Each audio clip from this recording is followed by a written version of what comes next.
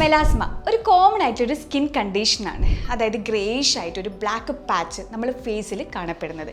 ഇത് എവിടെയൊക്കെയാണ് കാണപ്പെടുന്നത്? ഒന്നെന്ന് വെച്ച് കഴിഞ്ഞാൽ ഫോർഹെഡിൽ, അതുപോലെ തന്നെ ചിന്നിൽ, അപ്പർ ലിപ്പിൽ. അപ്പോൾ ഇവിടേക്കാണ് ഇത് കൂടുതലായിട്ട് കാണപ്പെടുന്നത്. അപ്പോൾ ഇത് എങ്ങനെയാണ് വരുന്നത്, അത് ഇതിൻ്റെ കോസസ് എന്തൊക്കെയാണെന്നുള്ള കാര്യം നമുക്കൊന്ന് നോക്കാം.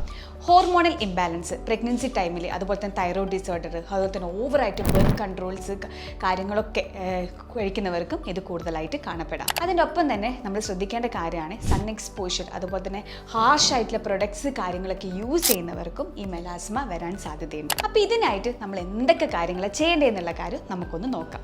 ഒന്നെന്ന് വെച്ചാൽ നമ്മൾ ബർത്ത് കൺട്രോൾ, അതായത് ഓവറായിട്ടുള്ള ബർത്ത് കൺട്രോൾ പിൽസ് കാര്യങ്ങളൊക്കെ യൂസ് ചെയ്യുമ്പോൾ നമ്മൾ ശ്രദ്ധിക്കണം. എപ്പോഴും നമ്മൾ പ്രോപ്പറായിട്ടുള്ള ഡയറ്റ് കാര്യങ്ങളൊക്കെ മാനേജ് ചെയ്യാനും നമ്മൾ ശ്രദ്ധിക്കണം. മൂന്നാമത്തെ കാര്യം എന്താണെന്ന് വെച്ചാൽ നമ്മൾ എപ്പോഴും പുറത്തു പോകുന്ന സമയത്ത് സൺസ്ക്രീൻ മസ്റ്റായിട്ട് അപ്ലൈ ചെയ്യണം. നാലാമത്തെ കാര്യം എന്താണെന്ന് വെച്ച് കഴിഞ്ഞാൽ ഹാർഷ് ആയിട്ടുള്ള പ്രൊഡക്ട്സ് കാര്യങ്ങളൊക്കെ നമ്മൾ ഫേസിൽ അപ്ലൈ ചെയ്യുമ്പോൾ അതും നമ്മൾ ശ്രദ്ധിക്കണം.